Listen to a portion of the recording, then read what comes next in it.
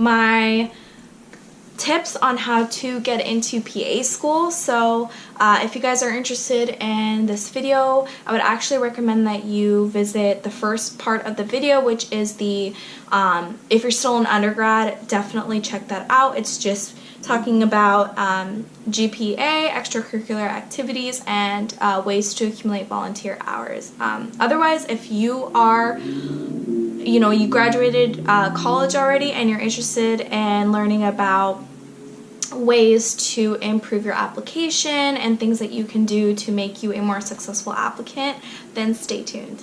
Okay, so I'm first going to begin by talking about, and if I'm looking down, I'm just looking at my notes, talking about post-bac classes. Now, I'm not talking about the program. I know that they have a post-bac program.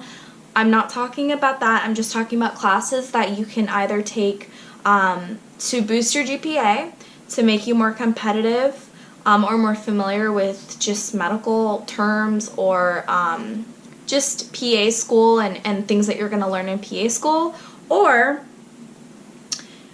if you still need to take prerequisite courses. So I know that when I had graduated, I actually still needed to take a couple prereqs, and the reason why I waited was because something that I wish I had known, which I did talk about in the first video, was which programs I wanted to apply to, because every program's different and every program has a different prerequisites.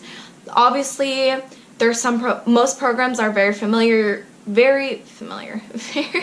similar, so you're going to need roughly the same prerequisites, so anatomy, physiology.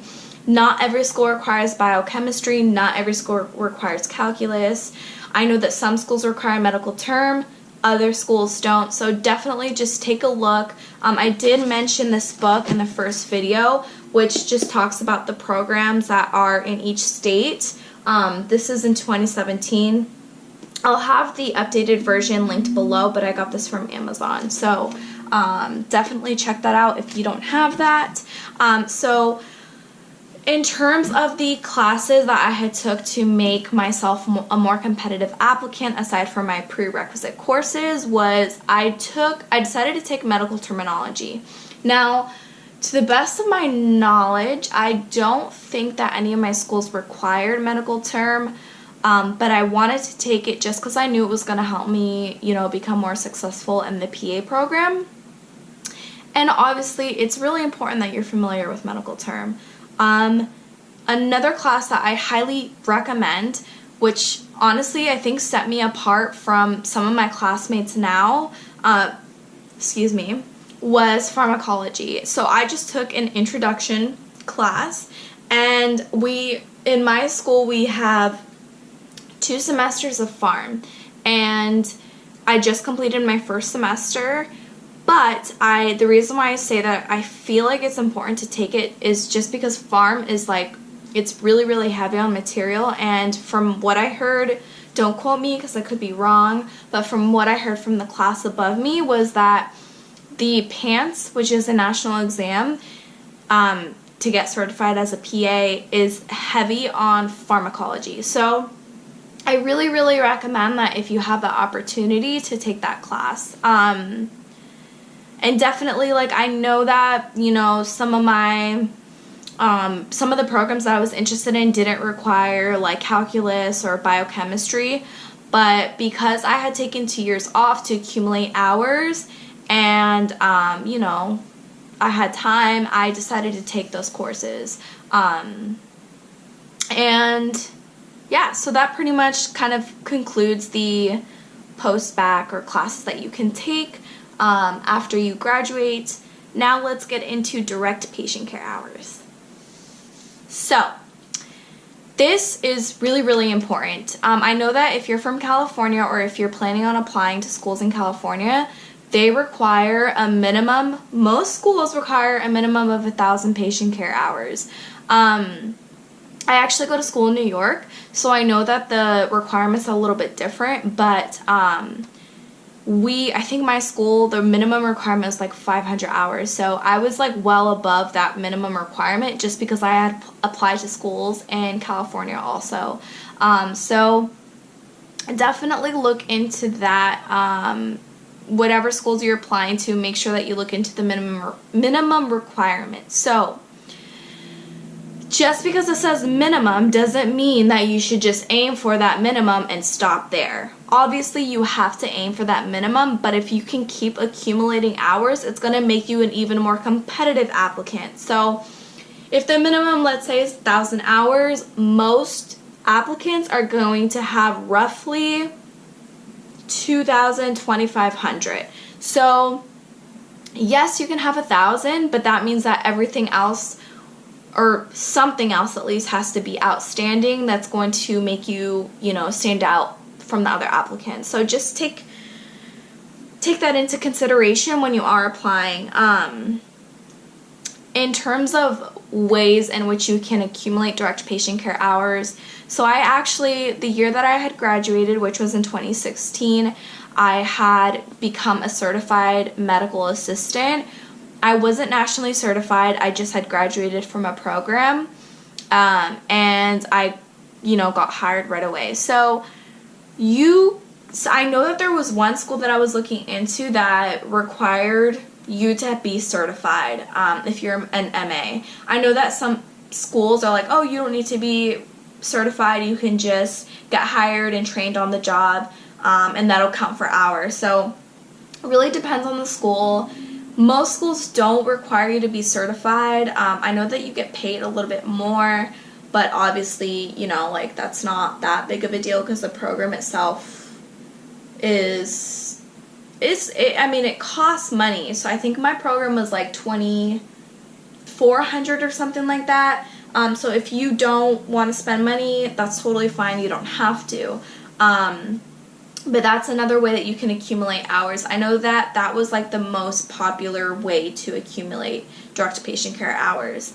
Other ways which you can accumulate hours is you can be a PT aide, which a lot of people do that just because you don't need a certificate. It's like, I think you just get trained on the job, I believe. Athletic trainer, you can get hours. Personal training, no. So it doesn't count for hours, so definitely make sure of, that you're not, that you take a look at that. And I know that most, like the schools will have examples of ways in which you can accumulate hours, and it's going to be like accepted versus non-accepted. So just take a look at their website and make sure that you're not wasting your time, thinking that, oh yeah, like this is a way to accumulate hours, and actually the schools or a school that you really, really wanted to apply to doesn't accept that way of hours. So take a look at that. There's other ways. You can be an EMT. That's like really, really popular. A CNA or a certified nursing assistant. So all of these ways are ways in which you can accumulate hours. The CNA, I think, is a cheaper route if you obviously certified. I think there's other programs that are like $1,000. So okay, we're good. Sorry, I was just checking to see. I was just checking to see if it was recording. But anyways, so yeah, take a look at that. Make sure that you're taking a look at every school and making sure that, they'll accept this as patient care hours. Now, the reason why I did MA was just because I knew that most schools, if not all schools, will accept that as patient care hours. Yeah, so that's kind of what I did for that. Okay, so let's take a sip here. Next topic, personal statement. So this is super, super, super important. I think I started working on my personal statement December, and I had applied in June or July the following year. Very, very important you start working on your personal statement, get your thoughts down, just because it's going to take a lot of revisions. I think I had like 12 drafts, 10 or 12 drafts, something like that, but I started early and I put my thoughts down and I kept revising. I had people read it, kind of make their own suggestions, so I highly recommend that you at least kind of start jotting down if you are applying the next cycle, which is April. April of next year, if you are applying for the next cycle, if you are planning on applying this year, you can still totally do it. It's all on you. You know, if you haven't started your personal statement and you really, really want to apply this year, it's the beginning of July, and, you know, some schools don't close their applications till later. So, totally your choice. But if you know you want to wait till the following year, then you can definitely start your personal statement by like the end of the year. Don't worry about it now, but kind of like have an idea. So that's kind of like the main thing with personal statements. My suggestion with topics to include in the personal statement is obviously like anything that stood out to you. So I know that I talked about like in a woman that I had, a couple of patients that I had, one as an MA at my orthopedic surgery center, and I know that I had another patient when I went to Nicaragua. So those, you know, moments really kind of opened my eyes, and I felt like those stood out to me, and it really kind of confirmed my yearning to be a PA. So anything that kind of sticks out to you, I would definitely, you know, if you're working right now trying to accumulate hours, just even like, I think I had like a Google Doc, and because we had computers at work, if I had a patient that really stood out to me, I'd actually just, you know, during my break, I'd go to the computer and log into my Google account and just type in like the patient and like why that patient stood out to me, and just so I can use that information and put it into my personal statement later on. So that would be a suggestion of mine in terms of personal statement. So kind of to wrap that personal statement topic up, start early, write down topics while you're at work or anything that kind of stood out to you and that impacted your life in any way, and revise. Have people read it, a variety of different people. I had like my sister, my sister's boyfriend, my friend, my boyfriend. I had a PA read it. So it's just really, really important that you have different perspectives and opinions on it, just because, you know, you can look and read one thing and it could and you can think that it means that, or someone's, you know, getting that perspective from it, but they read it and they're like, okay, this doesn't make sense, or I don't understand what you're trying to say. So definitely start that early. I have 3 more topics for this part of the video. Okay, so next thing we're going to talk about is shadowing. I had shadowed 2 different PAs. One was the family medicine or family practice PA, and the other one was actually at my work. He was a PA, an orthopedic surgery PA. So my recommendation is you can actually do this while you're still in undergrad, but if you can get any shadowing hours, that's again going to make you a more competitive applicant. Now, some schools actually require shadowing hours. I know that there's a school in New York, I believe Torrey University, requires some shadowing hours.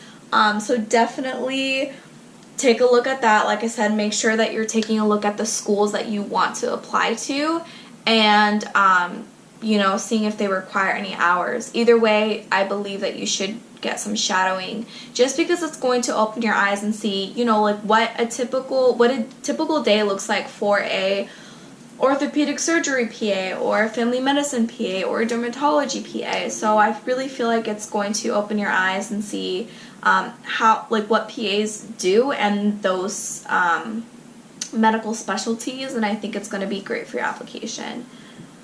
Another thing that I highly recommend that you do is to make yourself a more competitive applicant is to be very specific on your letters of recommendation. I know that I think you need 3, but you can go up to 4 or 5. Don't quote me on that, could be wrong, but I think I had 4, but you can go, I think the max is 5.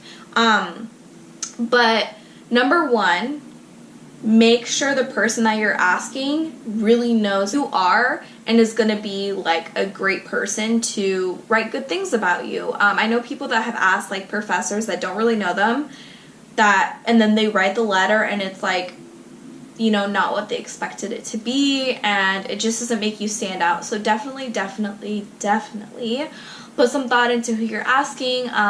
Make relationships with professors. If you haven't done that in your undergrad and you don't know who to ask in your undergrad and you're taking, let's just say, pharmacology, definitely make sure that, you know, you form a close relationship with that professor, just so it's going to come natural when you ask them for a letter, and they're going to want to write a good letter about you. Yeah, so in terms of professors, that would be my recommendation. I had asked a professor for my undergrad. I had asked one of the PAs that I was working with and that I shadowed. I had asked my supervisor at work. That I feel like is highly, highly important, just because they get to see you in an actual work setting and the way that you interact with patients. And they're describing your work ethic and, you know, who you are as a person. So I really find that important that you develop a relationship with your supervisor or boss at your work. Or, you know, even if it was like during a volunteer service or anything that you did to kind of show your interaction with different patients. So that, I think, was my, what did I say, teacher, PA. Oh yes, I had it before. Teacher, PA, my supervisor at work, and one of the doctors at my work. So I really felt like the letters that I had were very versatile, and it really showed, you know, like different characteristics about myself, and I felt like that is something important, and that's what the PA programs want to see. They want to see you as a person holistically and what you can offer to the program, what you can offer as a PA, what you can, you know, what you can bring to the table. So I find that really important to make sure that your letters are versatile and make sure that the people that are writing the letters, first of all, know how important this is to you and really know you, because they can write you a good letter. Yeah, so that's kind of what my suggestions is for letters. Whew, okay, let's take one more sip. Alright, so I'm sorry if this video is getting a little bit long. I just have one more topic, and that is the time that you submit your CASPA application. This is like really important. It's like up here. So, you know, whatever, GPA, letters, personal statement, time you submit CASPA application, very, very, very important. So it's not going to make or break you, but people say schools have rolling admissions, meaning like the earlier you submit, they're going to accept you away. So like, I know that some schools, they had rolling admissions and the CASPA opens like end of April. So if you submit in like May, then they'll have you interview like, I don't know, once they see your application gets verified, they have you interview like a month later and they accept you. So people are going to be accepted earlier on, and even if the application opens, let's say in April, and they don't close till September, the spots could be filled up in June. So it's really, really dependent on the school if they're rolling.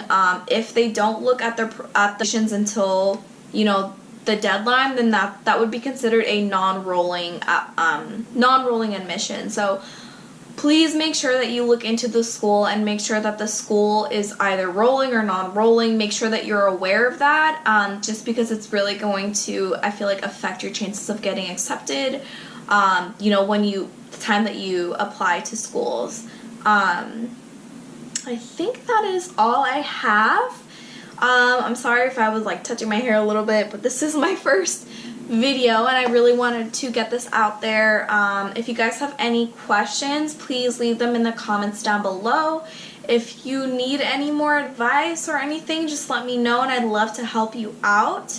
And if you guys want a video on, you know, other PA related things, maybe tips on how to be successful in your interview if that's kind of where you are at in the process, or if you're about to start PA school and you want to know a little bit more about how to prepare for PA school or things that you can do before PA school starts, let me know too. I'd love to help.